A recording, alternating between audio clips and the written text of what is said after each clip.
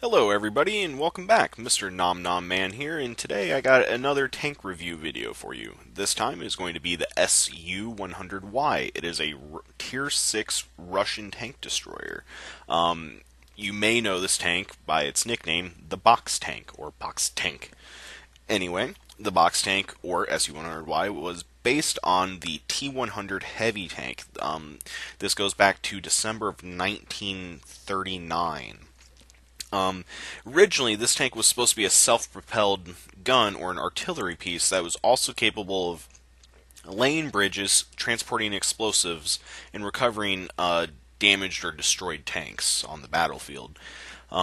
It was supposed to come with a 152 millimeter gun, but the following month in January they decided to exclusively keep this tank as a self-propelled artillery piece, and they were going to add the 130 millimeter naval gun that we currently have in game. Now, they started assembling it in February, and by March they were ready to test. After testing, they weren't very happy with it, so they decided they were going to go back to the drawing board and see what they could do to make this tank better. They thought about bringing back the 152 millimeter gun and using it as a bunker buster infantry support type vehicle, but then they realized they have the KV-2 for that. Then they thought about adding a turret to it and keeping the 130 millimeter gun and using it as a coastal defense gun of sorts. Ultimately, all these plans were scrapped and they moved it off into storage that summer. Now, this tank sat in storage for about a year, and in the later part of November 1941, the Moscow was under attack, and this tank, along with the SU-14-1, which is the, I believe, Tier 7 Soviet artillery in game, they were both experimental prototype tanks that were actually pressed into service to defend Moscow. There isn't really too much known about how it performed or what exactly happened, other than they were used and they did work. So what does this tank offer in game? First, we're going to go over the armor. The armor right here states that it is 60 millimeters all the way around. This is referring to the encasement around the gun, the big old box of the box tank. It is 60 millimeters and it's big flat old panels. Now, what it doesn't tell you in-game is that this is based on a heavy tank and the front of it is somewhat well armored. If you're shooting at it straight on, the upper and lower glacis, you're going to need about 130 to 150 mils to penetrate that front on. When you angle it, you're talking maybe 170, but when you have the big box of your box tanks poking out, people aren't going to be shooting you in the hull that often. Next up, we're going to talk about view range. This has a base view range of 350, which is not spectacular. As you can see, I run binocular telescope on this. We'll get to that in a minute as far as why, but you don't have a very good view range, and your camouflage rating isn't very good either, meaning you're not going to be able to spot tanks that well, and you're going to be spotted fairly easily. One good thing about this tank is that it is fairly mobile for a tank this size. It does weigh 64 tons, so ramming becomes an option.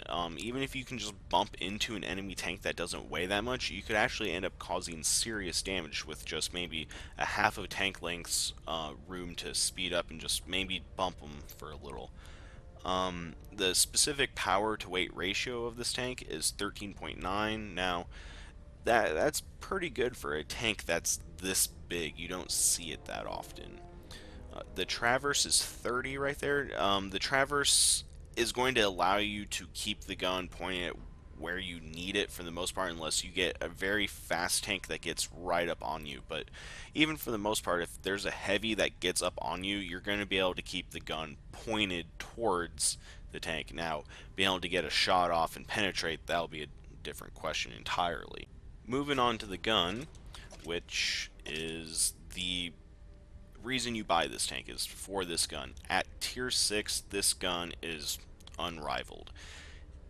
you are doing an average of 440 per shot, which I don't think there's another tier 6 tank destroyer comes close to it. To put in perspective, the 440, you're doing more than the T-28 or T-28 prototype up at tier 8. They do an average of 400. Now, as you can see, the pen on this is also really good at 196. It isn't a tier high. I know like the Churchill gun carrier gets above 200, but 196 is very nice. One thing you'll notice on this is the second round actually the pen goes down, but the damage goes up. We're going to go over here and look at this, and you can tell it is two different AP rounds. Now, I don't know why, what the reason is behind it, the different ammo types, but that's what it is. And seeing as how it's a 130 millimeter gun at tier 6, high explosive becomes an option as well. 65 mils a pen isn't terrible for an HE round at this tier. Now the aim time of 2.9 isn't going to be fantastic. It's not terrible either. You're kind of well within the mix. It makes snapshots and kind of turning the tank and firing really quick somewhat hard, but it's not impossible because the accuracy is 0.37, which for Russians is amazing. I mean, Russian TDs normally you don't get the accuracy on your side until later on in the game. Another thing to note is you get 5 degrees of gun depression, which is pretty good. It's not terrible. It could be worse. Now, with the tank sitting up so high, that 5 degrees is going to allow you to actually shoot over certain objects that you'd normally have to shoot around in other tanks. Alright, let's go over here to supplies, and as you can tell, I run an ammo loadout of 10, 10, 10. Now, depending on what tiering you get into, it's going to dictate which ammo choice you use. Anything that has a very low pen or a low amount of armor, you're going to want to be shooting high explosive at if given the chance to actually sit there and change. You don't want to start the match loading up high explosive unless you're like the only tier 6 and there's tons of tier 4s, then start off with high explosive. But normally you're just going to stick with your standard AP round. It's cheaper than your premium AP round, and it's your best penetrating or chance of penetration. So now this premium round is kind of finicky here. It's more expensive and the penetration drops, but you get a nice boost to your damage. So kind of use that sparingly and whenever you decide you want to use it. I mean, the penetration values are so close. There's not really like one given scenario where you should be using this premium round over your standard round. As far as consumables go, this is just me. Anything that has a super awesome gun like this, where the main point of the tank is the gun, I like running food. It's just going to make everything on that gun better. Obviously, you're going to want a small repair kit, and I choose to run an automatic fire extinguisher on this as there's a 20% chance of engine fire if the engine is shot. As far as crew goes, this is a premium tank once again, so you don't want to use your the crew that it comes with. You're going to want to take a crew out of one of your Russian tanks that you're running and use it in this premium tank to make that crew better. As far as what skills and perks would be good on this one, you could actually get away with using a heavy crew. You're going to want Sixth Sense and Brothers in Arms first. Those are always going to be the first two skills and perks you go with. Now, it's up to you from here. You can go, camouflage is obviously good because you're a tank destroyer, but since you're so big, repair could be good. I have preventative maintenance and firefighting on here because this is actually my heavy crew. And I have controlled impact on there. This is currently my KV4 crew, so the KV4 weighs a lot. Controlled impact isn't necessarily the best on it, but I play the KV5 quite often, and the controlled impact does well in this.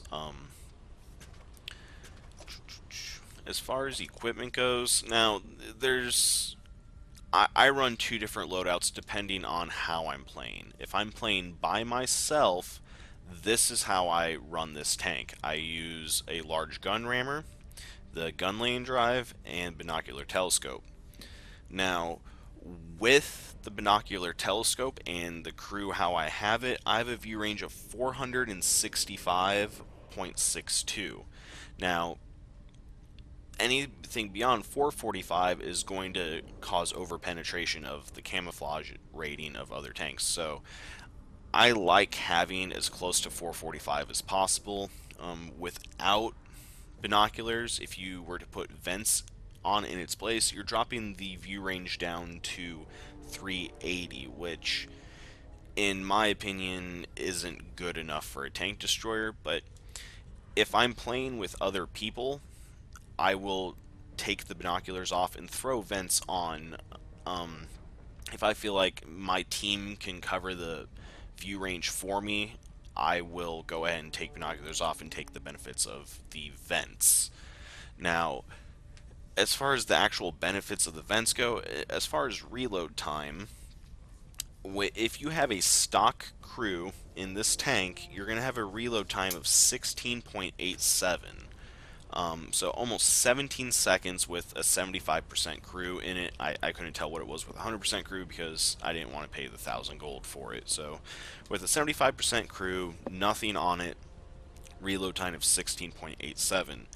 Now, if you throw on the everything I have as shown here, the reload time is 12.93. So you're almost a full 4 seconds better than the bone stock with a crew that doesn't have anything learned. Now, when you switch out the binocular telescope for vents, like I said, you're losing your view range almost entirely, but you are going to shave off 0.3 seconds almost. It's actually 0.27 seconds is what vents is going to add to your reload time.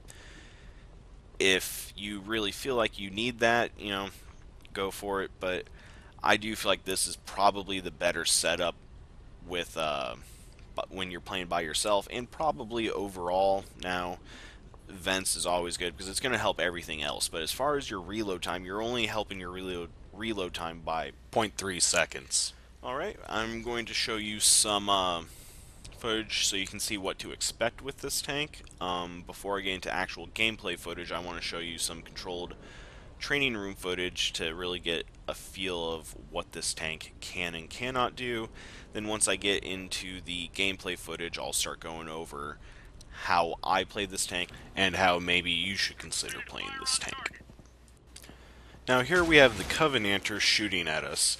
It has a penetration value somewhere right around 60, so I figured this would be a good representation of a tier 4 tank shooting. As you can tell,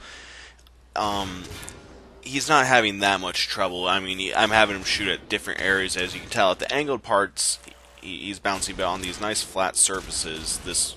And he's running the 40mm Bofors gun. It's just tearing right through this tank. So if a tier 4 can do this to you, I mean, just keep in mind what tier 8s can do to you, because this thing does see tier 8s. It just cannot withstand any sort of damage from a tank shell. Now, here I wanted to show you what this thing is capable of doing in a downhill fight, essentially. Lucky snapshot, but as you can see here, we got a little bit of gravity to our advantage, so we're going to close the distance, and look how much health we lose. We lose next to nothing here, and hit him for a nice 332. Here you're going to be able to see what this tank is doing in a, I guess, close quarter combat scenario. Right there is a snapshot, the night bounce. I'm guessing he likely hit the mantlet, or maybe the glacius, so if people are auto-locking at you, there's a good chance they could hit the front of your tank and bounce. But yeah, this is a tank you probably don't want to necessarily zoom in on because your side-to-side arc just isn't there. You really have to just have the feel for, frontal-facing tank destroyers. And right there, it's just a snapshot while turning the tank. right here I wanted to show what this tank can do against Tier 8 opponent. In my opinion, Tiger 2 is kind of the king of Tier 8, if you will, so here's what this tank is capable of doing against a Tiger 2. As you can see, you do bounce off the upper glacis of the Tiger 2. Second shot completely misses, even though we were zoomed all the way in. And mind you, this is at 100 meters, so it's not like it's a far shot. Second shot towards lower glacis, able to make contact, and it does pen. And right here, I was going for the overmatch and didn't notice till now, but it actually missed. It looks like it went right through the front of the turret. So as you can tell, the high penetration does come in quite handy. So here's the first random battle, and the only random battle I'm going to show you. I am top tier. There's only 3 tier 6s on the other team, so this is Serene Coast. It's a map I'm still learning. It's somewhat new to the Xbox players. I'm fairly comfortable on it, but I'm not necessarily the most comfortable in this tank. I've had it for a while, and I play it as kind of a novelty tank, it's in the same class as like the TOG 2 for me personally. So upon reviewing this game, I feel like I was probably a little too passive early on, and comes back to bite me in the ass later. But I feel like this match will at least give you a good idea of what this tank is capable of. So early on, I'm not going to move too far from here. It's a big tank, and you don't want to get spotted. And as soon as you get spotted, you're a high priority target, and everybody that can shoot at you is going to stop what they're doing, and they're going to turn their guns at you and just start firing away. And without any armor to speak of, they're likely going to do quite a bit of damage. So right here, I loaded up HE rounds early. It's seen as how there's a lot of tier 4s, and light tanks might come running in, and the splash damage is noteworthy. So it didn't do that much damage to the VK3001P there, but it did damage his gun. I did take a blind shot at the Martyr and missed. And here I'm just kind of watching my team unfold. Here we lost 2 mediums early. The team's dispersed somewhat well. I don't want to push too far. At that, I got a low roll on my HE. I'd be willing to bet it splashed him at that distance. I think it would have done a lot more damage if it hit him. So I'm switching to AP right here, the standard AP round. I didn't like that the roll I got. And there we go, shot. I didn't let it aim quite all the way, and somehow this 130 millimeter naval gun manages to just track that Martyr. World of tanks. Anyway, as you tell, the teams are still somewhat even, although those heavies have now pushed their way up all through the 1-2 column, which you see kind of often here on Serene Coast. You see the northern team almost take a defensive position. So yeah, I decided I'm going to move over here and start helping deal with those heavies. I have switched to the premium AP round because lol. And as you can tell, right here, lol. At 438, the standard round could have one-shotted him as well. I seem to be unlucky in low roll quite often, and at 380 seems to be my average roll in it, but that's just me. I have no solid numbers actually backing that up. That's very anecdotal. After I fired there, you saw I was reversing and kind of turning and shifting. There is arty on the board, so you just want to constantly be moving. Sixth Sense helps a lot in this. Even after the Sixth Sense falls off, you want to be moving. You don't go in straight lines. Turn a little bit, change direction forward and backwards. So at this point, my team's starting to disintegrate. They've started to lose some people. I decided we need to be aggressive. We need to start turning the numbers game in our favor. A nice snapshot on that BDR. That it was 100% an auto lock snapshot and hit him for 300 and something. I seem to hit the same amount whether I aim or whether I snapshot. As you can see in with the Tiger 2 video, even at 100 meters fully aimed in, you can miss, and somehow a moving snapshot like that hits. So the numbers and on paper and the actual gameplay doesn't seem to line up, but you know, there's no such thing as a Russian bias. You know, that's completely make-believe. But anyway, the 8 through 0 column over here is completely gone for our team, so somebody needs to go over there, and you can never rely on a green bean to do what's needed, so do it yourself. And this isn't a tank that you should be doing it by yourself in very often. Oh. Anyway, I still have the premium AP rounds loaded just because I need to turn the tide in this game. I was hoping to one-shot the ARL. I hit him for 517. I could have gone higher, but, you know, of course it didn't. So, backing off. I'm still kind of worried about artillery right here. So I sneak up against this corner. You never quite know the angles Artie can get depending on where they are. So I back up. I'm waiting for the ELC to come in. I have high explosive loaded. The ARL's on low health too, in case he's there. If they're both there, you know, splash damage. I feel like HE was the best round right there. And here's ELC, snapshot, and there it is. I assume I hit him, but it very well could have hit next to him. So, once again, sitting here waiting for that ARL to come up here and deal with the big old box tank that's right there next to him that just shot him, but he's still kind of derping right there. Derp, derp, derp. Take care of him. I'm worried about artillery at this point. This thing only has a 12-kilometer reverse speed limit, so I decided to go forward, get up here, and get some Artie coverage. I was thinking get up here, take him out.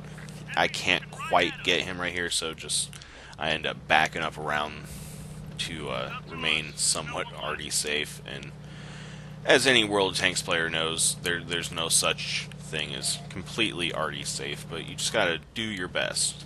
Well, so at this point I got 4 kills and my team's completely gone. This tank is not a tank that you can carry a game in. I feel like I do better in platoons with this tank. That was a high explosive round once again right there to the Sherman. At this point I'm banking on low health targets or low tier targets, so I'm sticking with HE. I'm hoping he would just pop around that corner right there. I don't know if that was lag or me just not having good reaction time. I assume it's likely my fault, but with my internet connection, you never know. Anybody that plays with me can vouch for that. But right now, just kind of waiting to see what happens. Worried about Artie, and there's a medium pops up. Take a snapshot of him. Probably should have aimed, but didn't. I don't know why that medium's been just so hesitant for so long right here. He could just pull around and finish me off right there, but... And, well, there he goes. And that's it. So, I mean, that's kind of been my experience in the box tank. It's fun when the gun works. It's hilarious, but it's hard to have a good game where you kill a lot of people and it just... You know, with a high caliber 5 kills right there, it's still a loss. I mean, I could have done more early on. I was extremely passive, but this is still a rare match. I was top tier, and there wasn't very many tier 6s at that. And as you can tell on my team, I wasn't... Wargaming didn't give me the best and brightest. This was not the World of Tanks A team. So, but I figured this next little clip here is going to really demonstrate my experience as a whole in the 100Y. So I hope you enjoy, and here we go.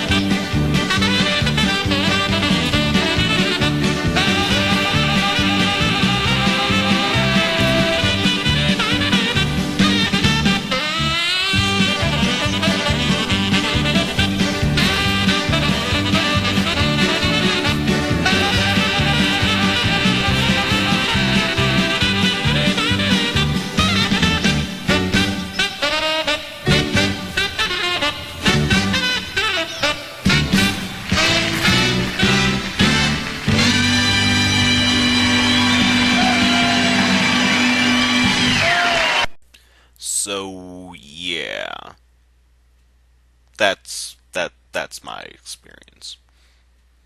It can be fun when the gun works, but just getting the gun to work is difficult at best. I mean, this could very well just be me, but I feel like it's not a tank you can carry a team in. You're not gonna load into the match and just womp ass every time. You're gonna have some difficulty in this tank. Or maybe not. Maybe I just suck. But either way, I hope you guys learned something from this, and if you like it, like the video, please. And if you like what I do, subscribe. I'm gonna try to give this YouTube thing a shot, so I can't do it without your guys' help.